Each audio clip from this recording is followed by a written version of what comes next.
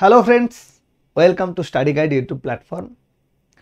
আশা করি তোমরা প্রত্যেকেই ভালো আছো, সুস্থ আছো। আজকের ক্লাসে আমরা পড়ব অন্তঃক্ষরা তন্ত্র, যেটাকে আমরা বলছি ইংরেজিতে এন্ডোক্রাইন সিস্টেম।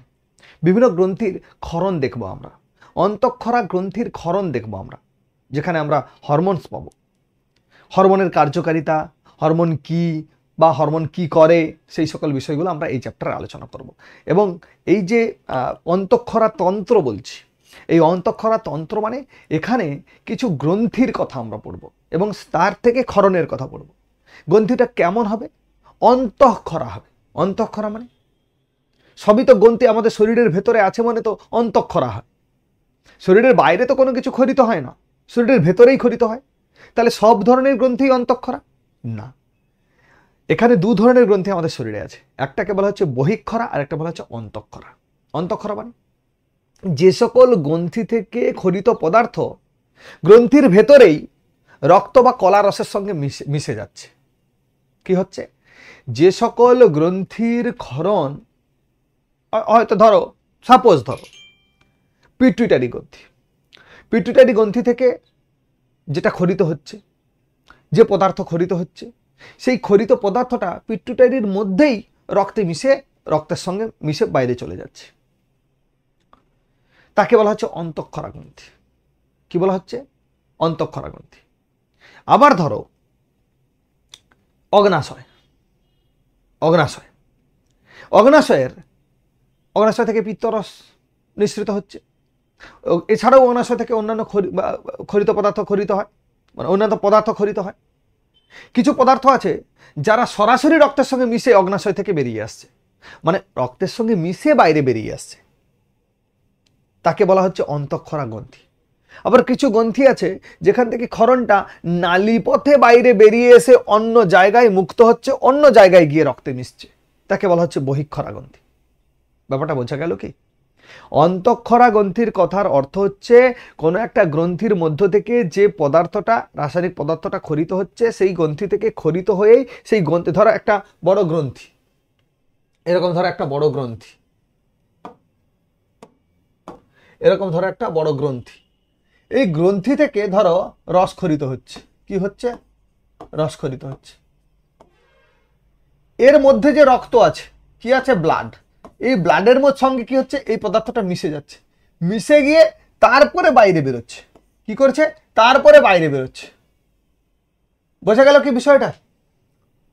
যখন কোনো একটা গ্রন্থি, ধরো এই একটা গ্রন্থি, গ্রন্থির মধ্যেই সে কি করছে? ব্লাডের সঙ্গে মিশে যাচ্ছে, গ্রন্থির মধ্যেই ব্লাডের সঙ্গে মিশে যাচ্ছে, মিশে বাইরে বেরোচ্ছে, তখন এটাকে আমরা বলছি এন্ডোক্রাইন গ্ল্যান্ড বা অন্তঃক্ষরা গ্রন্থি। বাট যখন ধরো কোনো একটা গ্রন্থি, তার সঙ্গে ধরো কোনো একটা নালী যুক্ত আছে, ধরো এরকম কোনো একটা নালী যুক্ত আছে, কি আছে? ধরো নালী যুক্ত আছে, সেই নালী থেকে দেখা যাচ্ছে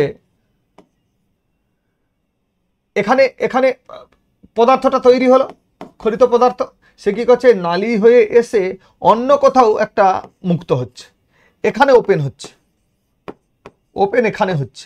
তখন এই যে গ্রন্থি, এই গ্রন্থিটাকে আমরা বলবো এক্সোক্রাইন গ্ল্যান্ড বা বহিঃক্ষরা গ্রন্থি। কি বলবো? বহিঃক্ষরা গ্রন্থি। অর্থাৎ যে গ্রন্থির নালী আছে, নালী পথে খরিত পদার্থ অন্যত্র কোথাও গিয়ে মুক্ত হচ্ছে, রক্তের সঙ্গে সবাই মিশছে, অন্য কোথাও গিয়ে মিশছে, তখন তাকে বলা হচ্ছে বহিঃক্ষরা গ্রন্থি। আর যখন গ্রন্থির নিঃসৃত যে রসটা, খরিত পদার্থ মানে কি? বেসিক্যালি রস, রাসায়নিক পদার্থ, গ্রন্থির মধ্যে রক্তের সঙ্গে মিশে যাচ্ছে বা কলা রসের সঙ্গে মিশে যাচ্ছে, সেল স্যাপ যেটাকে বলছে আমরা, কোষ রসের সঙ্গে মিশে যাচ্ছে, তখন তাকে আমরা বলছি এন্ডোক্রাইন গ্ল্যান্ড। যেমন ধরো বিভিন্ন গ্রন্থি থেকে যে হরমোন নিঃসৃত হয়, এই যে পুরো হরমোন নিঃসৃত হয়ে রক্তের সঙ্গে বা কলা রসের সঙ্গে মিশে যাচ্ছে, এই জন্য হরমোন নিঃসরণকারী প্রত্যেকটা গ্রন্থিকে আমরা বলবো অন্তঃক্ষরা গ্রন্থি। আজকে আমাদের টপিকস অন্তঃক্ষরা গ্রন্থি, দ্যাট ইজ এন্ডোক্রাইন সিস্টেম। পুরুষ দেহ, স্ত্রী দেহ দুটোকে নিয়েই আমরা আজকে কালচার করব। আজকে যদি তোমরা খুব ভালো করে বুঝতে পারো, নেক্সট রিপ্রোডাক্টিভ সিস্টেম তোমাদের অসুবিধা হবে না। দেখো অন্তঃক্ষরা গ্রন্থি কাকে বলে? যে সমস্ত গ্রন্থির ক্ষরণজাত উপাদান, বিশেষ করে হরমোন, রক্ত ও লসিকার দ্বারা বাহিত হয়ে নির্দিষ্ট কোষ, কলা বা অঙ্গে পৌঁছায় এবং কার্য সম্পন্ন করে, তাদেরকে বলা হয় অন্তঃক্ষরা গ্রন্থি বা অন্তঃক্ষরা তন্ত্র। এটা গ্রন্থি নয়, অ্যাকচুয়ালি অন্তঃক্ষরা তন্ত্র। এদের কোনো নালী থাকে না, তাই এদের অনাল গ্রন্থি বলা হয়। অন্তঃক্ষরা তন্ত্র মানে অনাল গ্রন্থি, অনাল গ্রন্থি, অনাদ গ্রন্থি নয়, অনাল গ্রন্থি। এদের কোনো নালী থাকে না। কি থাকে না? নালী থাকে না। ওই যে বললাম, যাদের নালী থাকে এবং তারা অন্য কোথাও গিয়ে মুক্ত হয়, সে একটা ধরো গ্রন্থি, তার নালী আছে, গ্রন্থি থেকে যে রসটা খরিত হলো সেই নালী পথে বেয়ে বেয়ে গেল, গিয়ে অন্য কোনো অঙ্গে গিয়ে রক্তের সঙ্গে মিশছে, অন্য কোনো অঙ্গের উপর ক্রিয়া করছে, হ্যাঁ মানে ওপেন হচ্ছে, তখন তাকে আমরা বলছি বহিঃক্ষরা, বাইরে গিয়ে খরিত হচ্ছে। আর যখন বাইরে গিয়ে সেটা মুক্ত হচ্ছে, আলটিমেট টিউবের মধ্যে যতক্ষণ থাকতে সেটা তো খরিত হয়ে মুক্ত হচ্ছে না, তাই না? রক্তের সঙ্গে মেশা মানে মুক্ত হওয়া। তাহলে সে গ্রন্থির মধ্যে, ওই গ্রন্থি যেখান থেকে খরিত হচ্ছে সেই গ্রন্থির মধ্যে রক্তে মিশছে না, বাইরে গিয়ে মিশছে, যখন তাকে বলছি বহিঃক্ষরা। অন্তঃক্ষরা মানে যখনই গ্রন্থি থেকে খরিত হওয়ার সঙ্গে সঙ্গে এই গ্রন্থির মধ্যেই রক্তে মিশে যাচ্ছে, তখন আমরা তাকে বলছি অন্তঃক্ষরা। ঠিক আছে, তার মানে এদের কোনো নালী থাকে না। যেমন ধরো হরমোন, হরমোন যে সকল গ্রন্থি থেকে নিঃসৃত হয় তাকে আমরা বলছি অন্তঃক্ষরা গ্রন্থি। এইবার আসবো হরমোন কাকে বলে। বেসিক্যালি আমাদের ফোকাস কিন্তু হরমোনে। যে জৈব রাসায়নিক পদার্থ বিশেষ করে বিশেষ কোষ সমষ্টি বা অন্তঃক্ষরা গ্রন্থি কোষ থেকে নিঃসৃত হয়ে দেহতরলের মাধ্যমে বা ব্যাপন ক্রিয়া উৎপত্তি স্থল থেকে দূরে বাহিত হয়ে যায় ঠিকই, কিন্তু রক্তের সঙ্গে মিশে। কিছু কিছু হরমোন আছে স্থানীয় হরমোন, তারা স্থানীয় জায়গায় ক্রিয়া করে, বাহিত কোষের বিপাক ক্রিয়া নিয়ন্ত্রণ করে এবং ক্রিয়ার পর ধ্বংসপ্রাপ্ত হয়, তাকে হরমোন বলা হচ্ছে। কি বলা হচ্ছে? হরমোন বলা হচ্ছে। দেখো দুটো টার্ম এখানে কিন্তু আমরা পেলাম। এক, দূরে গিয়ে ক্রিয়া করছে, বিপাক ক্রিয়া নিয়ন্ত্রণ করছে, তার সঙ্গে সঙ্গে যে জিনিসটা ভাইটাল, বিপাক ক্রিয়ার পরে বা কার্য হয়ে যাওয়ার পরে, তার কাজ মিটে যাওয়ার পরে সে কিন্তু ধ্বংসই হয়ে যাচ্ছে। কি হচ্ছে? ধ্বংস হয়ে যাচ্ছে। তার মানে আমাদের শরীরে প্রতিনিয়ত হরমোনস ধ্বংস হচ্ছে, তৈরি হচ্ছে, ধ্বংস হচ্ছে, তৈরি হচ্ছে। বোঝা গেল? অর্থাৎ রক্তের সঙ্গে যেটা মিশে যাচ্ছে যে সকল হরমোন, সেটা রিটার্ন করছে না বা ব্যাক করছে না, সেটা পুরোপুরি কাজের পরে নষ্ট হয়ে যাচ্ছে। ওকে, স্থানীয় হরমোন কি? যে সকল হরমোন উৎপত্তি স্থলেই ক্রিয়া করে তাদের স্থানীয় হরমোন বলে। যেমন টেস্টোস্টেরন আমাদের স্ক্রোটামে তৈরি হয়, আমাদের স্ক্রোটামে তৈরি হয়। যেই স্ক্রোটামে টেস্টোস্টেরন কি করে? ওখানেই ক্রিয়া করে, ক্রিয়ার পরে ধ্বংসপ্রাপ্ত হয় অ্যাজ ইউজুয়াল। তাহলে সেটাকে আমরা বলছি লোকাল হরমোন বা স্থানীয় হরমোন। হরমোনের ধর্ম কি? প্রোটিন ধর্মী বা স্টেরয়েড ধর্মী বা অ্যামাইনো ধর্মী হতে পারে। প্রোটিন থাকতে পারে, প্রোটিন তো থাকবেই, স্টেরয়েড থাকতে পারে, আবার অ্যামাইনো অ্যাসিড থাকতে পারে, যেটাকে আমরা অ্যামাইনো ধর্মী বলছি। ইহা একটি জৈব রাসায়নিক পদার্থ। মাইন্ড ইট, পরীক্ষাতে কিন্তু এখান থেকে প্রশ্ন আসবে। হরমোন কি ধরনের পদার্থ? তোমরা উত্তর করবে জৈব রাসায়নিক পদার্থ। বিশেষত উৎপত্তি স্থল থেকে দূরে বাহিত হয়ে গিয়ে ক্রিয়া করে, জৈব অনুঘটকের ন্যায় ক্রিয়া করে। জৈব অনুঘটক আমরা ক্যাটালিস্ট অনেকে হয়তো পড়েছো ফিজিক্সে, ক্যাটালিস্ট বা যেটাকে আমরা বলছি উৎসেচক, অনুঘটক বলছি আমরা। অনুঘটকের কাজ কি? অনুঘটকের কাজ হচ্ছে কোনো একটা বিক্রিয়াতে উপস্থিত থেকে বিক্রিয়ার বেগকে, যে হার, যাকে বিক্রিয়ার বেগ বলা হচ্ছে, তাকে হয় বাড়াবে নতুবা কমিয়ে দেবে। হয় বাড়িয়ে দেবে বিক্রিয়ার হার, অর্থাৎ ফাস্টার রেটে রিয়াকশান হবে। আদারওয়াইজ রিয়াকশানটা খুব ফাস্টার হচ্ছে, যদি আবার দেখা যায় যদি ফাস্টার খুব বেশি হয়, তাহলে দেখা যাবে এক্সপ্লোশন ঘটতে পারে, বিস্ফোরণ ঘটতে পারে, তাকে সেই রেটটাকে কমিয়ে দেওয়া হয়। যারা কমিয়ে দেয় তাদেরকে বলা হয় অনুঘটক 20, আর যারা বাড়িয়ে দেওয়া হয় তাকে বলা হয় ধনাত্মক অনুঘটক, আর যারা কমিয়ে দেয় তাদেরকে ঋণাত্মক অনুঘটক বা অনুঘটক 20 বলা হয়। যদি কোনো বিক্রিয়ার রেটকে কেউ যদি কমিয়ে দেয় তাকে বলা হয় অনুঘটক 20 বা ঋণাত্মক অনুঘটক, আর যারা বাড়িয়ে দেয় তাদেরকে বলা হচ্ছে ধনাত্মক অনুঘটক। অ্যাকচুয়ালি অনুঘটক মানে হচ্ছে ঘটকের কাজ করে, মধ্যস্থতার কাজ করে। অ্যাক্টিভেশন এনার্জিটাকে কমিয়ে দিয়ে রিঅ্যাকশনটাকে ফাস্ট করে, আবার অ্যাক্টিভেশন এনার্জিটাকে বাড়িয়ে দিয়ে কি করে? রিঅ্যাকশনটাকে স্লো করে দেয়। ঠিক আছে, যাই হোক, মোটামুটি জৈব অনুঘটকের কাজ করে, ক্রিয়ার পরে ধ্বংসপ্রাপ্ত হয়। মোস্ট ভাইটাল পয়েন্ট, ক্রিয়ার পরে ধ্বংসপ্রাপ্ত হয়। জৈব অনুঘটক হিসেবে কাজ করে, কোনো একটা গ্রন্থির ক্ষরণকে উদ্দীপিত করতে পারে, কোনো একটা অঙ্গের কাজকে উদ্দীপিত করতে পারে, প্লাস তার কাজ হয়ে গেলে সে কি করে? ধ্বংস হয়। নিশ্চিত স্থান ছাড়া অন্য কোনো স্থানে সঞ্চিত হয় না। নিশ্চিত যেখানে হয় সেখানে সঞ্চিত হয়, অন্য কোনো স্থানে সঞ্চিত হতে পারে না। জীবদেহে রাসায়নিক সমন্বয়কারী হিসেবে কাজ করে, এটাও মনে রাখবে। জীবদেহে রাসায়নিক সমন্বয়কারী মানে কেমিক্যাল মেসেঞ্জার হিসেবে কাজ করে, কেমিক্যাল কোঅর্ডিনেটর হিসেবে কাজ করে। জীবকোষে রাসায়নিক বার্তা প্রেরণ করে, কেমিক্যাল মেসেঞ্জার। নিম্নোক্ত কোন পদার্থ জীবদেহে রাসায়নিক সমন্বয়কারী হিসেবে কাজ করে? উত্তর হবে হরমোন। নিম্নোক্ত কোন পদার্থটি রাসায়নিক বার্তা বহনকারী হিসেবে কাজ করে বা বার্তা প্রেরণে সাহায্য করে? উত্তর হবে হরমোন। জীবদেহে কোষ বিভাজন এবং বৃদ্ধিতে সাহায্য করে, কোষ বিভাজন ও বৃদ্ধিতে হরমোন সহায়তা করে, বিপাকীয় ক্রিয়া নিয়ন্ত্রণ করে, জীবদেহের যৌনাঙ্গ পরিস্ফুটন এবং যৌন বৈশিষ্ট্যগুলির বহিঃপ্রকাশে সাহায্য করে। যৌন বৈশিষ্ট্য মানে এই যে আমাদের গোঁপ দাড়ি গজাচ্ছে, হরমোনের কারণেই হচ্ছে। স্ত্রী দেহের পরিবর্তন হচ্ছে, স্ত্রী দেহ পরিপূর্ণতা পাচ্ছে, তখন কি হচ্ছে? এগুলো হচ্ছে হরমোনের প্রভাবে ঘটছে। অর্থাৎ জীবদেহের যৌনাঙ্গ পরিস্ফুটন এবং যৌন বৈশিষ্ট্যগুলির বহিঃপ্রকাশ ঘটছে, সেখানেও কিন্তু হরমোন কাজ করছে। স্ত্রী দেহের মতো করে হরমোন ইস্ট্রোজেন, প্রোজেস্টেরন নামে আমরা জানবো, আর পুরুষ দেহে টেস্টোস্টেরন হিসেবে জানবো, যেগুলো হচ্ছে যৌন বৈশিষ্ট্য বহনকারী হরমোন। কেমন? চলো প্রথমে আমরা দেখবো উদ্ভিদ হরমোন। এখান থেকেও প্রশ্ন আসে, ফল পাকাতে সাহায্য করে কোন হরমোন আসে। উদ্ভিদের সুপ্তাবস্থা ভঙ্গ করার জন্য কোন হরমোন দায়ী, পরীক্ষায় আসে, তাহলে আমাদেরকে এটা ছাড়লে চলবে। উদ্ভিদ হরমোন কি? উদ্ভিদ হরমোন উদ্ভিদের বর্ধনশীল অঞ্চল মানে যেটা বেড়ে বেড়ে যাচ্ছে, কাণ্ডের অগ্রভাগ আর মূলের অগ্রভাগ, মূলত্র অঞ্চল, বেসিক্যালি কি এই দুটোই বর্ধনশীল অঞ্চল। তাহলে সেখানে কি হচ্ছে? বিশেষ করে মূল এবং কাণ্ডের অগ্রস্থ ভাজক কলা উৎপত্তি হয়। এছাড়াও ভ্রূণ মুকুলাবরণী, বীজপত্র, মুকুলিত পাতা, শস্য, ফল ইত্যাদিতে হরমোন থাকে। মূলত 3 ভাগে ভাগ করা হয়। একটাকে বলা হচ্ছে প্রাকৃতিক হরমোন, আরেকটাকে বলা হচ্ছে কৃত্রিম হরমোন, আরেকটাকে বলা হচ্ছে প্রকল্পিত হরমোন। প্রকল্পিত মানে সিনথেটিক হরমোন, আমরা প্রসেস করে যে হরমোন তৈরি করছি। আরেকটা হচ্ছে কৃত্রিম হরমোন। প্রাকৃতিক হরমোনের মতো বৈশিষ্ট্যযুক্ত কিছু হরমোন তৈরি করা হয়, তাকে বলা হয় কৃত্রিম হরমোন। প্রাকৃতিক হরমোনে কি কি আছে? অক্সিন, জিব্বারেলিন, সাইটোকাইনিন, এতটা দরকার নেই। এছাড়াও এক প্রকার হরমোন ইথিলিন, আমি এটা পরে আসছি, তোমরা মনে রাখবে। এই যে ইথিলিনের কথা বলছি, এই ইথিলিন ফল পাকাতে ব্যবহার করা হয়, পরীক্ষাতে আসে, যদি আসে এই কোশ্চেনটাই আসবে, ঠিক আছে। পার্থেনোকার্পি হয়, সেটা অতটা পরীক্ষাতে আসে না। ইথিলিন, যেটা গ্যাসীয় হরমোন বলা হচ্ছে, নিম্নোক্ত কোনটি গ্যাসীয় হরমোন হিসেবে কাজ করে? গ্যাসীয় হরমোন, তোমরা উত্তর করবে ইথিলিন, মনে রাখবে ইথিলিন। কি কি আছে? অক্সিন, জিব্বারেলিন, সাইটোকাইনিন, বেসিক্যালি উদ্ভিদ হরমোন, সেই জন্য আমরা একটু দেখে নেব। অক্সিন হচ্ছে জৈব অম্ল, রাসায়নিক নাম হচ্ছে indole acetic acid, IAA। Indole acetic acid হচ্ছে অক্সিনের রাসায়নিক নাম, যেখানে অক্সিজেন, কার্বন, হাইড্রোজেন এবং নাইট্রোজেন থাকে। জলে দ্রবণীয় হরমোন, ভাজক কলায় উৎপন্ন হয়ে ফ্লোয়েম কলা দিয়ে নিম্নাভিমুখে পরিবাহিত হয়। ট্রিপ্টোফেন নামক অ্যামাইনো অ্যাসিড থেকে সংকলিত। এতগুলো ইনফরমেশন দরকার নেই, ঠিক আছে।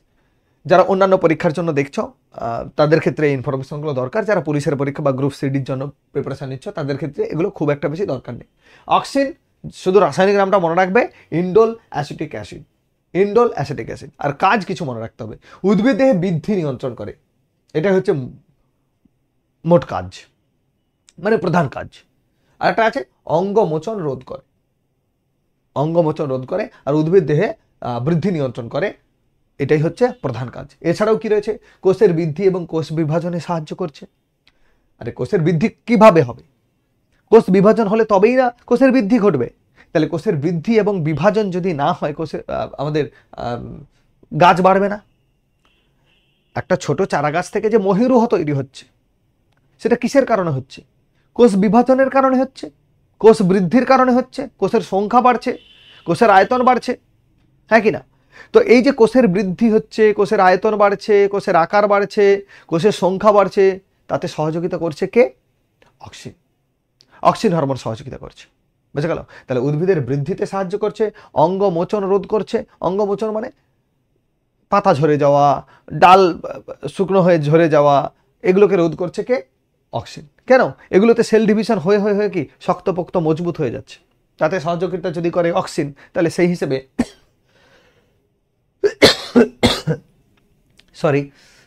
তাতে কি হচ্ছে? আমাদের অক্সিজেন যেহেতু সহযোগিতা করছে, সেই হিসেবে অঙ্গমোচন রোধ হচ্ছে, বোঝা গেল?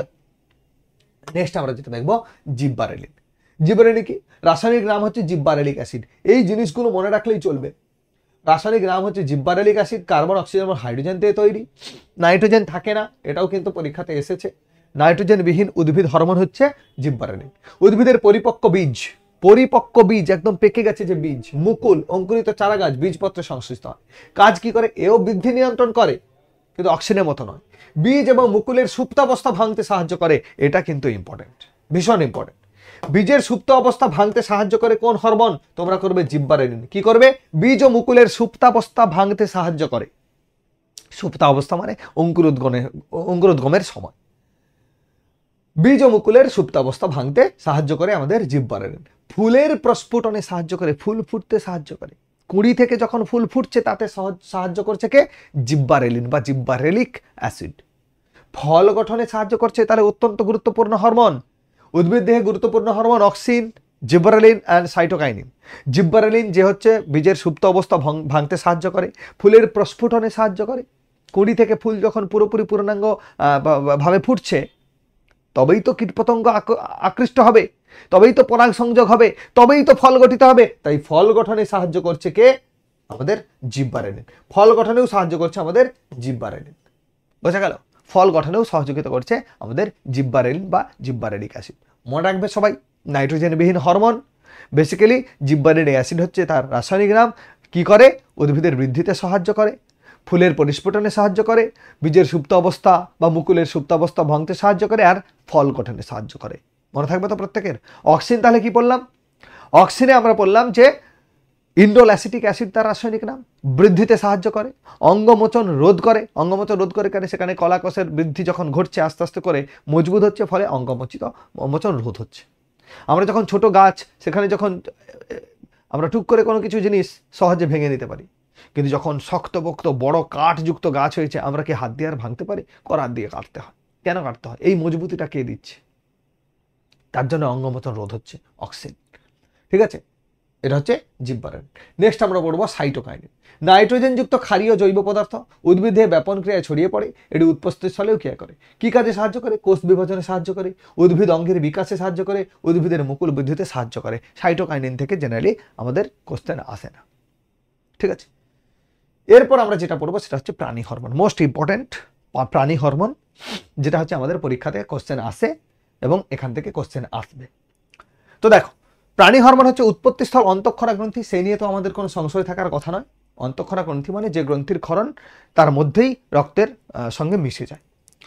রক্তের মাধ্যমে বাহিত হয়ে দেহের বিভিন্ন অংশে ছড়িয়ে পড়ে। তাহলে গ্রন্থির মধ্য থেকে ক্ষরিত হলো, ক্ষরিত হয়ে রক্ত বা কলারসের সঙ্গে মিক্সড হলে ওই রক্ত বিভিন্ন অঙ্গে ছড়িয়ে পড়ছে। যেখানে যেখানে কাজ করার যে হরমোন যাচ্ছে, সে যেখানে যেখানে কাজ করার সেখানে সেখানে সে কাজ করে চলে যাচ্ছে। ক্রিয়ার পর ধ্বংসপ্রাপ্ত হচ্ছে। খুব কম মাত্রায় ক্রিয়াশীল, অবশ্যই খুব কম মাত্রায় ক্রিয়াশীল হবে। বেশি বা কম নিঃসৃত হলে দেহে বিভিন্ন অস্বাভাবিকত্ব দেখা যায়। যদি খুব বেশি মাত্রায় নিঃসৃত হয় সেখানেও বিপদ, আবার যদি একেবারে কম নিঃসৃত হয় সেখানেও বিপদ। অর্থাৎ বেশি মাত্রায় নিঃসৃত হলে বা কম মাত্রায় নিঃসৃত হলে দেহের মধ্যে একটা অস্বাভাবিক লক্ষণ দেখা যায়। অন্তঃক্ষরা গ্রন্থি আমি তোমাদেরকে আগেই পড়ালাম। প্রথমে বললাম যে অন্তঃক্ষরা গ্রন্থি যেটা করা আছে সেটা অন্তঃক্ষরা তন্ত্র সংজ্ঞা। আর অন্তঃক্ষরা গ্রন্থি বলতে গ্রন্থির ক্ষরণ গ্রন্থির বাইরে আসে না, সরাসরি গ্রন্থি মধ্যস্থ কলারস বা রক্তে মুক্ত হয়। উদাহরণ পিটুইটারি, থাইরয়েড, এই হচ্ছে অন্তঃক্ষরা গ্রন্থি। ইন ডিটেলস আমরা দেখবো অন্তঃক্ষরা গ্রন্থি, তার অবস্থান এবং নিশ্চিত হরমোন। এখান থেকে কিন্তু পরীক্ষায় একটা কোশ্চেন থাকবেই। ঠিক আছে, যে এই যে ছকটা তোমরা চাইলে স্ক্রিনশট নিয়ে নিতে পারো। এখান থেকে কিন্তু প্রশ্ন থাকবে কোন গ্রন্থি থেকে কি হরমোন নিঃসৃত হয়। এরপরে আমরা পড়বো কোন হরমোনের প্রভাবে কি রোগ হয়। এখন চলো, পিটুইটারি গ্রন্থি মস্তিষ্কে অবস্থিত, মস্তিষ্কের মূল দেশে এই পেছনের সাইডে এই রকম জায়গাতে অবস্থিত আমাদের পিটুইটারি। কি কি হরমোন নিঃসৃত হয়?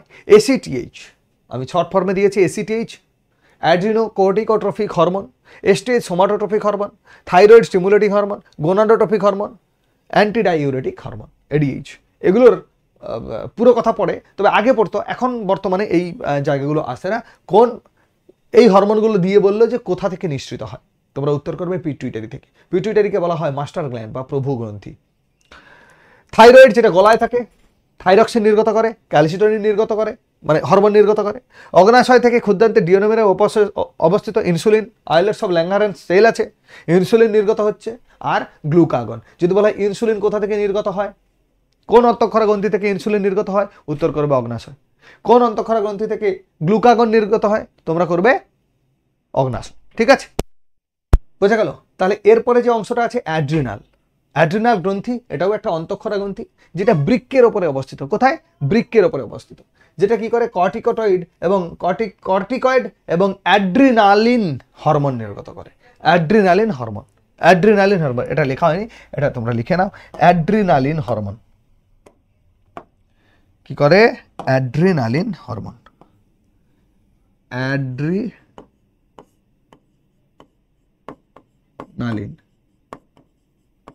Adrenaline hormone. এই অ্যাড্রিনালিন হরমোন কি করে? হৃৎপিণ্ডের ছন্দময়তাকে ব্যালেন্স করে। যখন আমরা খুব ভয় পেয়ে যাই কিংবা আমাদের হার্ট রেট খুব বেড়ে যায়, হার্টবিট খুব বেড়ে যায়, তখন তাকে স্থিতিশীল অবস্থায় আনতে সাহায্য করে এই অ্যাড্রিনালিন। এই জন্য একে বলা হয় আপৎকালীন হরমোন। কি বলা হয়? আপৎকালীন হরমোন। তোমরা লিখে নাও, একে বলা হয় ইমার্জেন্সি হরমোন বা আপদকালীন হরমোন। আপদকালীন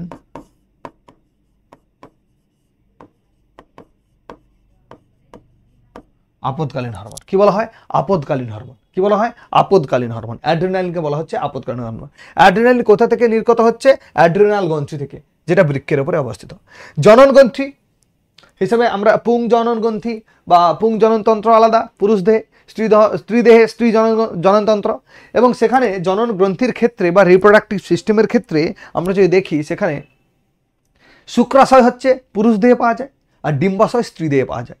এই শুক্রাশয় নিঃসৃত যে হরমোন, যেটা যৌন বৈশিষ্ট্য প্রকাশে সাহায্য করছে, সেটাকে আমরা বলছি টেস্টোস্টেরন। স্ক্রোটাম থলির মধ্যে থাকে, পেনিসের নিচে অবস্থিত স্ক্রোটাম থলি, সেই স্ক্রোটাম থলির মধ্যে থাকে কি? শুক্রাশয়, সেটাকেই বলা হচ্ছে আমরা বলছি শুক্রাশয়। সেই শুক্রাশয় থেকে যে হরমোন নিঃসৃত হচ্ছে তাকে আমরা বলছি টেস্টোস্টেরন।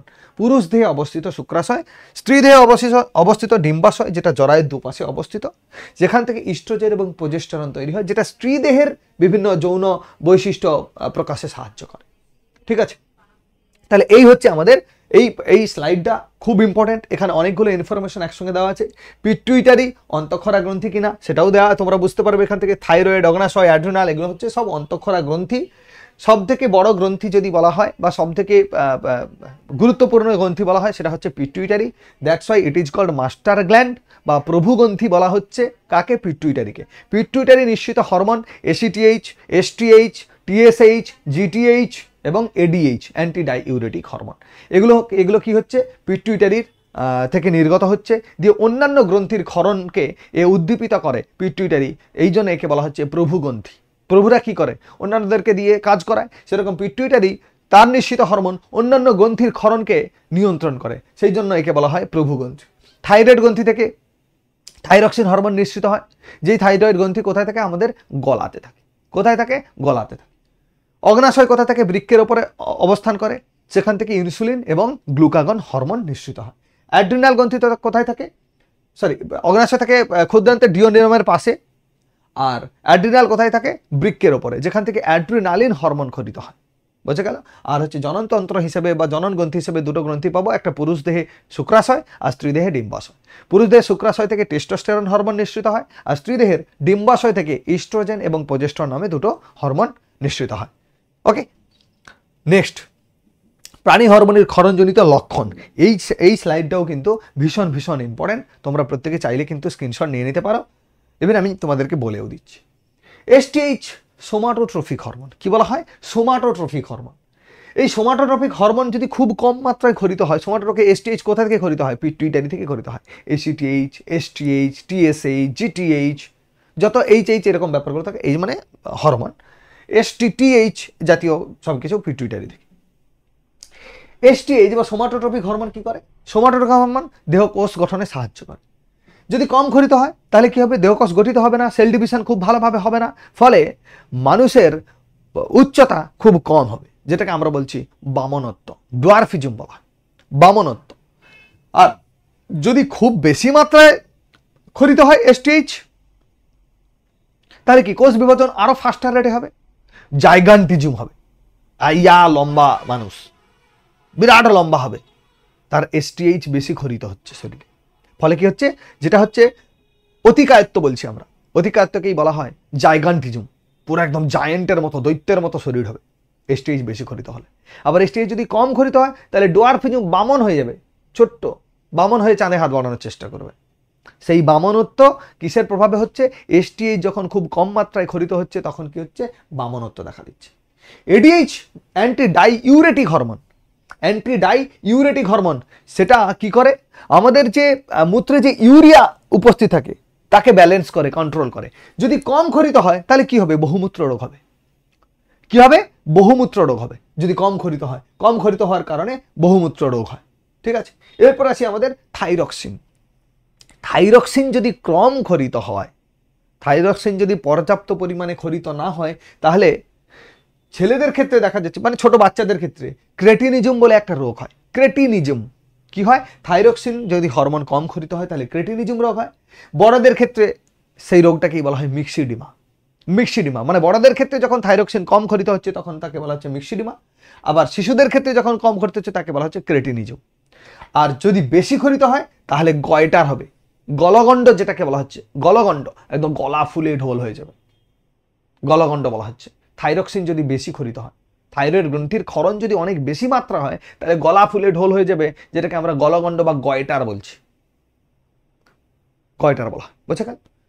নেক্সট হচ্ছে ইনসুলিন। ইনসুলিন কোথা থেকে খরিত হয়? ইনসুলিন খরিত হচ্ছে অগ্নাশয়ের আইলেটস অফ ল্যাঙ্গারহ্যান্স সেল থেকে। অগ্নাশয় থেকে খরিত হচ্ছে। অগ্নাশয়কে আমরা বলি মিশ্র গ্রন্থি। ঠিক আছে, অন্তঃক্ষরা বহিঃক্ষরা দুটো পার্টি আছে। ইনসুলিন হরমোনের কাজ কি? যদি কম ক্ষরণ হয় তাহলে হবে ডায়াবেটিস। ডায়াবেটিস মানে রক্তে শর্করার পরিমাণ বেড়ে যাচ্ছে। ইনসুলিনের কাজ হচ্ছে রক্তের শর্করার মাত্রাটাকে নিয়ন্ত্রণ করা। যখনই রক্তে শর্করার মাত্রা বেড়ে যাচ্ছে তখন আমরা ধরে নিতে পারি, বা ডাক্তাররা তখন ধরে নেন যে রক্তে শর্করার মাত্রা বেশি হয়ে গেছে, মানে গ্লুকোজ বেশি হয়ে গেছে, মানে তাহলে শরীরে ইনসুলিন কম খরিত হচ্ছে।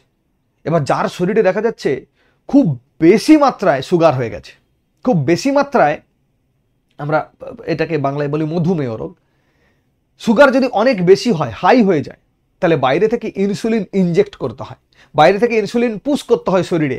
ওই ইনসুলিনটা গিয়ে কি করে? রক্তের ওই সুগারটাকে ব্যালেন্স করার চেষ্টা করে। এমনিতে তো সুগারের মাত্রা 80 to 120 mg প্রতি ঘনশিশি রক্তে, তাই না? তো সেক্ষেত্রে আমাদেরকে কিন্তু এটা মেজার করতে হবে টাইম টু টাইম। যাদের বয়স বাড়ছে আস্তে আস্তে করে এই সুগারটা কিন্তু মেনটেন করাটাও দরকার, ইভেন সুগারটাকে মেজার করে রাখাও দরকার। কোনোভাবেই তাকে বাড়তে দেওয়া যাবে না। 100 থেকে 110 120-র মধ্যে রেঞ্জে রাখতে হবে। তো সেই রেঞ্জে রাখে কে? ইনসুলিন। বেসিক্যালি ইনসুলিন যদি কম খরিত হয় তখনই ডায়াবেটিস হবে। ঠিক আছে, তার জন্য বাইরে থেকে ইনসুলিন ইনজেক্ট করে এই রক্তের যে ডায়াবেটিস রোগটাকে ভালো করার চেষ্টা করা হয়, অর্থাৎ রক্তে গ্লুকোজের মাত্রাটাকে কমিয়ে আনা। এরপর আছে গ্লুকাগন। গ্লুকাগন কি করে? যদি খুব কম পরিমাণে খরিত হয় তাকে বলা হয় হাইপোগ্লাইসেমিয়া। কি বলা হয়? হাইপোগ্লাইসেমিয়া। গ্লুকাগনটা পড়ে না, ইনসুলিনটা ইম্পর্টেন্ট। ইনসুলিনটা কিন্তু পরীক্ষাতে আসে, ইনসুলিনটা পরীক্ষাতে আসে। ইনসুলিনের কম ক্ষরণের ফলে ডায়াবেটিস রোগ হয়। যদি মানে কোশ্চেন কিরকম থাকে? কোশ্চেন থাকে ডায়াবেটিস রোগের জন্য দায়ী কোন হরমোন, বা নিম্নোক্ত কোন হরমোন ডায়াবেটিস রোগ সৃষ্টি করে, বা নিম্নোক্ত কোন হরমোনের কম ক্ষরণে ডায়াবেটিস রোগ হয়? তাহলে নিশ্চয়ই উত্তর করতে পারবে। অ্যাড্রিনালিন, রক্তচাপ কমে যাও। যদি অ্যাড্রিনালিন কম খরিত হয় তাহলে রক্তচাপ কমে যাবে। ঠিক আছে, রক্তচাপ নিয়ন্ত্রণ, অ্যাকচুয়ালি রক্তচাপ নিয়ন্ত্রণের ক্ষেত্রে অ্যাড্রিনালিন কাজ করে। বাকি আমাদের দরকার নেই। বিশেষ করে টেস্টোস্টেরন যদি কম খরিত হয় তাহলে পুরুষ দেহে যৌন লক্ষণের বহিঃপ্রকাশ খুব ভালোভাবে হবে না। স্ত্রী দেহে যদি ইস্ট্রোজেন বা প্রোজেস্টেরনের ঘটনা ঘটে তাহলে সেখানে দেখা যাচ্ছে স্ত্রী দেহের যৌন লক্ষণ প্রকাশ পাবে না। ইস্ট্রোজেন যদি বেশি খরিত হয় তাহলে অল্প বয়সে যৌবন আরম্ভ হয়। অল্প বয়সে স্ত্রী দেহের যে যৌন বৈশিষ্ট্য সেটা পরিলক্ষিত হয় খুব কম বয়স থেকে, যদি খুব বেশি পরিমাণে ইস্ট্রোজেন নিঃসৃত হয়। আর প্রোজেস্টেরন হলে, প্রোজেস্টেরন যদি খুব কম পরিমাণে হয়, এটা রিল্যাক্সিং হরমোন, প্রোজেস্টেরন যদি খুব কম পরিমাণে খরিত হয় তাহলে মাতৃগর্ভে কি হয়? শিশু মৃত্যু হতে পারে। ঠিক আছে, এই হচ্ছে আমাদের টোটাল হরমোন। আমাদের যে প্রাণী হরমোন, বেসিক্যালি হিউম্যান, মানুষকেই ধরে নাও, বিশেষ করে এখানে যেগুলো ধরলাম হিউম্যান বডিতে পাওয়া যায়। তাই এই হরমোনসগুলোর কম ক্ষরণ বেশি ক্ষরণে কি রোগ হয় নিশ্চয়ই সেটা তোমরা বুঝতে পারলে, মনে রাখবে। তাহলে এখান থেকে কি মনে রাখবে? এখান থেকে থাইরক্সিনটা মনে রাখবে, এখান থেকে অ্যাড্রিনালিন মনে রাখবে, এখান থেকে এসটিএইচ মনে রাখবে। ঠিক আছে, অ্যান্টিডাইউরেটিক এটাও তোমরা মনে রাখবে। যদি কোশ্চেন আসে এগুলোর মধ্য থেকেই আসবে। ঠিক আছে, সব থেকে ইম্পর্টেন্ট হচ্ছে ইনসুলিন, তার কম ক্ষরণে ডায়াবেটিস রোগ হচ্ছে। হরমোন সম্পর্কিত অন্যান্য আর কিছু তথ্য যেগুলো পরীক্ষার জন্য ইম্পর্টেন্ট সেগুলো হচ্ছে ইথিলিন। যেমন বলেছিলাম উদ্ভিদ হরমোন ইথিলিন, সেটা হচ্ছে ফল পাকাতে সাহায্য করে, একটা গ্যাসীয় হরমোন ইথিলিন যেটা ফল পাকাতে সাহায্য করে। ফ্লোরিজেন কি করে? উদ্ভিদের ফুল সৃষ্টিতে সাহায্য করে। সরি, ইথিলিন উদ্ভিদ হরমোন নয়, কৃত্রিম হরমোন। হাঁপানিতে কি করা হয়? অ্যাড্রিনালিন ব্যবহার করা হয়। যে শাখায় অন্তঃক্ষরা গ্রন্থি এবং হরমোন নিয়ে আলোচনা করা হয় তাকে বলা হয় এন্ডোক্রিনোলজি। কি বলা হয়? এন্ডোক্রিনোলজি। হরমোনের আবিষ্কার করেছে কে? এতক্ষণ আমরা হরমোন নিয়ে বললাম, তার আবিষ্কারকের কথা আমাদের জানা উচিত, বেরিস এবং স্টার্লিং। তোমাদেরকে বলেছিলাম বায়োলজিতে আবিষ্কারক কিন্তু খুব ইম্পর্টেন্ট। মানবদেহে প্রথম আবিষ্কৃত হরমোন হচ্ছে সিক্রেটিন। কি? সিক্রেটিন। হাইপোথ্যালামাসকে অন্তঃক্ষরা তন্ত্রের সর্বাধিনায়ক বলা হয়। হাইপোথ্যালামাস আমাদের মস্তিষ্কে অবস্থিত। আর পিটুইটারিকে কি বলা হচ্ছে? প্রভুগ্রন্থি বলা হচ্ছে। দেখো প্রত্যেকটা ইনফরমেশন কিন্তু পরীক্ষাতে কোনো না কোনো পরীক্ষাতে এসছে, কোনো না কোনো পরীক্ষার প্রশ্ন হিসেবে এসছে যে ইথিলিনের কাজ কি? ইথিলিনের কাজ হচ্ছে ফল পাকতে সাহায্য করা। ইথিলিন কি ধরনের হরমোন? গ্যাসীয় হরমোন। ফ্লোরিজেন কি উদ্ভিদের ফুল সৃষ্টিতে সাহায্য করে? হাঁপানিতে অ্যাড্রিনালিন ব্যবহার করা হয়। যে শাখায় অন্তঃক্ষরা তন্ত্র বা গ্রন্থি নিয়ে আলোচনা করা হচ্ছে তাকে কি বলা হয়? তাকে বলা হয় এন্ডোক্রিনোলজি। যদি বলা হয় হরমোনকে আবিষ্কার করেছে বেলিস এবং স্টার্লিং, মিলিতভাবে হরমোন আবিষ্কার করেছে। মানবদেহে প্রথম আবিষ্কৃত হরমোন সিক্রেটিন।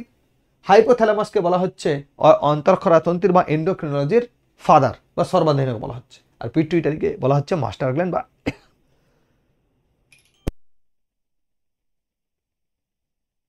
আমরা প্রভু গ্রন্থি বলছি। পিটুইটারিকে কি বলা হচ্ছে? প্রভু গ্রন্থি। বোঝা গেল? তাহলে এই হচ্ছে আমাদের টোটাল এন্ডোক্রাইন সিস্টেম বা এন্ডোক্রাইন গ্ল্যান্ড, অন্তঃক্ষরা গ্রন্থি। কারো যদি কোথাও অসুবিধা হয় বুঝতে, আমাকে অবশ্যই কমেন্ট করে জানাবে।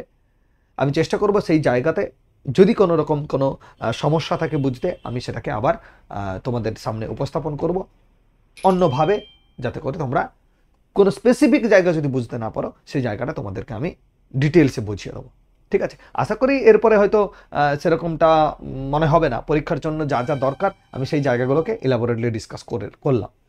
তোমাদের কাছে একটাই অনুরোধ, যদি ভিডিও ভালো লাগে অবশ্যই তোমরা লাইক করবে, কমেন্ট করবে, আর বন্ধুদের মধ্যে অবশ্যই ভিডিওটাকে শেয়ার করবে। ওকে, সবাই ভালো থাকো, সবাই ভালো করে পড়াশোনা করো, সবার সাফল্য কামনা করে আজকে এখানেই শেষ করছি। ওকে।